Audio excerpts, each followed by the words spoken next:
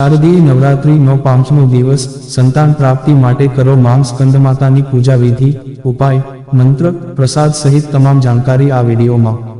7 October 2024 સોમવાર શારદીય નવરાત્રિનો 5મો દિવસ એટલે કે 5મું નોરતું છે। શારદીય નવરાત્રિના 5મા દિવસે માં દુર્ગાના 5મા સ્વરૂપમાં સ્કંદમાતાની પૂજા કરવામાં આવે છે। માતા સ્કંદમાતાને માતૃ સ્વરૂપ માનવામાં આવે છે। આ રૂપની યોગ્ય રીતે પૂજા કરવાથી સંતાન સુખની પ્રાપ્તિ થાય છે અને સાધકને સુખ સમૃદ્ધિની સાથે દરેક દુઃખમાંથી મુક્તિ મળે છે। તો ચાલો જાણીએ માતા સ્કંદમાતાની પૂજા પદ્ધતિ, અર્પણ, મંત્ર, સ્તોત્ર વગેરે। અને જો મિત્રો તમને અમારો વિડીયો ગમે તો લાઈક, શેર, સબસ્ક્રાઇબ કરો।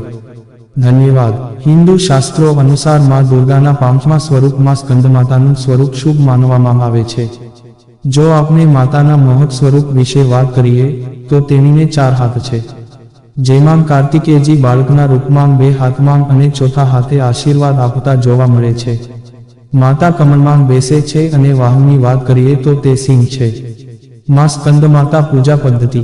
નવરાત્રિના 5મા દિવસે એટલે કે આજે બ્રહ્મ મુહૂર્તમાં જાગો, બધા કામમાંથી નિવૃત્ત થઈને સ્નાન કરો।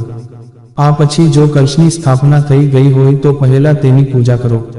આ પછી માં દુર્ગા અને તેમના સ્વરૂપોને ફૂલ, માળા, સિંદૂર, કુમકુમ, અક્ષત, વસ્ત્ર વગેરે અર્પણ કરો।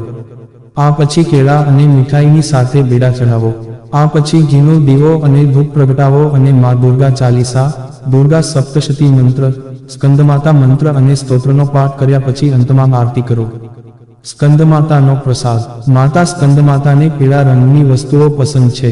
ચણાના લોટના લાડુ, કેસરની ખીર અથવા અન્ય કોઈ પીળી મીઠાઈ અર્પણ કરી શકો છો। સ્કંદમાતાના મહિમાનું વર્ણન। વરદાન મળતાં જ તારકાસુરે લોકોને ત્રાસ આપવાનું શરૂ કર્યું અને લોકો શિવ પાસે ગયા અને તારકાસુરથી મુક્તિ મેળવવા પ્રાર્થના કરી। ત્યારબાદ શિવે પાર્વતી સાથે લગ્ન કર્યા અને કાર્તિકેયનો જન્મ થયો। જ્યારે કાર્તિકેય મોટો થયો ત્યારે તેણે રાક્ષસ તારકાસુરનો વધ કર્યો। ભગવાન સ્કંદ એટલે કે કાર્તિકેયની માતા હોવાને કારણે તેમને સ્કંદમાતા કહેવામાં આવે છે। પુરાણોમાં કુમાર અને શક્તિના નામે સ્કંદમાતાના મહિમાનું વર્ણન છે। સંતાન પ્રાપ્તિ માટે માં સ્કંદમાતાની પૂજા। જે લોકોએ સંતાન પ્રાપ્તિ માટે માં સ્કંદમાતાની પૂજા કરવી હોય તેમણે નવરાત્રિના 5મા નોરતે માતાના ખોળામાં સિંદૂર, લાલ બંગડી, લાલ બિંદી અને લાલ ફૂલ અર્પણ કરવા જોઈએ। એક લાલ વસ્ત્રમાં લાલ ચોખા કરીને માના ખોળામાં અર્પણ કરો। આ રીતે પૂજન વિધિ કરવાથી માં પ્રસન્ન થાય છે અને સંતાનનું સુખ આપે છે। કુમાર કાર્તિકેયની રક્ષા માટે જ્યારે માતા પાર્વતી ક્રોધમાં આદિશક્તિના રૂપમાં પ્રગટ થયા તો ઇન્દ્ર ભયથી ધ્રુજવા લાગ્યા। ઇન્દ્ર પોતાનો જીવ બચાવવા માટે દેવીની ક્ષમા માંગવા લાગ્યો। કુમાર કાર્તિકેયનું એક નામ સ્કંદ છે, તેથી માતાની ઉજવણી કરવા માટે ઇન્દ્ર દેવતાઓ સાથે સ્કંદમાતા નામથી દેવીની સ્તુતિ કરવા લાગ્યા અને આ સ્વરૂપમાં તેમની પૂજા કરી।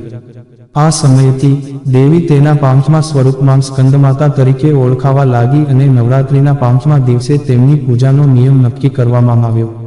કુમાર કાર્તિકેયને પ્રસન્ન કરવા જરૂરી। માતાનું 5મું સ્વરૂપ સ્કંદમાતાને પ્રસન્ન કરતા પહેલા કે કુમાર કાર્તિકેયને પ્રસન્ન કરવા જરૂરી છે, કારણ કે જ્યાં સુધી બાળક પ્રસન્ન ન હોય ત્યાં સુધી માતા કેવી રીતે ખુશ રહી શકે।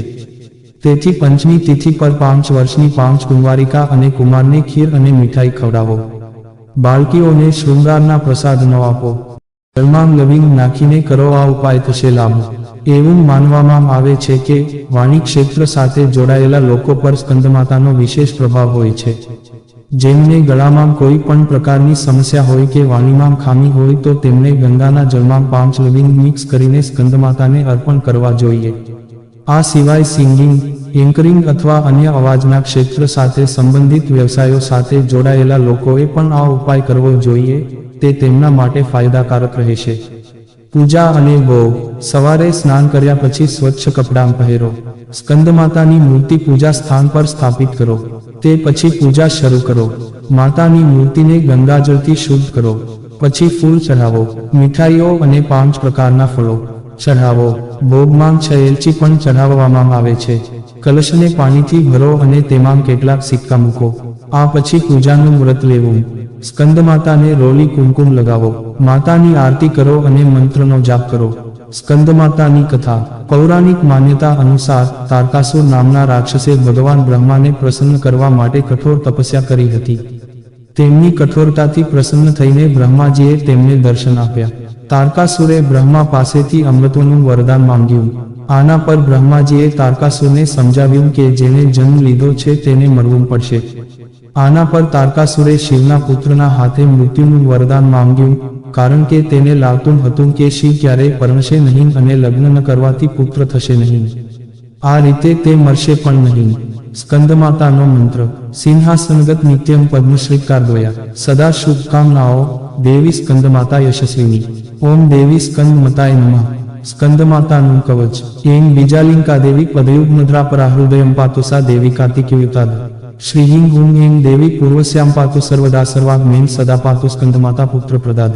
વાણવાના મૃતિહુમ ફટ બીજ સમન્વિતા ઉત્તરસ્યા તથા ગ્રેચાવારુને નેતૃત્વે અવતુ. ઇન્દ્રાણી ભૈરવી ચૌવાસિતાંગી ચ સંહારિણી સર્વદા પાતુમાંગ દેવી ચાન્યાન્યા સુહી દીક્ષોઈ. સ્કંદ માતાની આરતી. જય તેરી હો સ્કંદ માતા, પાંચમા નામ તુમ્હારા आता सबके मन में जाननहारी, जग जननी सबकी महतारी. तेरी ज्योत जलाता रहूं मैं, हरदम तुम्हें ध्याता रहूं मैं, हर मंदिर में तेरे नजारे, गुण गाए तेरे भगत प्यारे. भक्ति मुझे अपनी दिला दो, शक्ति मेरी बिगड़ी बना दो, इंद्र आदि देवता मिल सारे, करे पुकार तुम्हारे द्वारे. दुष्ट दत्य जब चढ़ कर आवे, तुम ही खंडा हाथ उठाए, दासों को सदा बचाने आई, चमन की आस पूजाने आई. જો મિત્રો તમને અમારો આ વિડીયો પસંદ આવ્યો હોય તો લાઈક શેર સબસ્ક્રાઇબ કરવાનું ભૂલશો નહીં. આવા નવા વિડીયો જોવા માટે અમારી YouTube channel Gujarati Hindi motivational સ્ટોરીને સબસ્ક્રાઇબ કરો. બાજુમાં રહેલ બેલ બટન ક્લિક કરો તેથી તમને અમારા નવા વિડીયોની નોટિફિકેશન મળે. ધન્યવાદ. નોંધ: આ વિડીયોમાં આપેલી કોઈ પણ માહિતીની ચોકસાઈ અથવા વિશ્વસનીયતાની ખાતરી આપવામાં આવતી નથી. આ માહિતી જ્યોતિષ, પંચાંગ, માન્યતાઓ અથવા ધાર્મિક ગ્રંથો જેવા વિવિધ માધ્યમોમાંથી એકત્રિત કરવામાં આવી છે અને તમારી સમક્ષ રજૂ કરવામાં આવી છે. અમારો ઉદ્દેશ્ય માત્ર માહિતી પૂરી પાડવાનો છે. Gujarati Hindi motivational story YouTube channel તેની સત્યતા અને સિદ્ધ હોવાની અધિકૃતતા આપી શકતા નથી.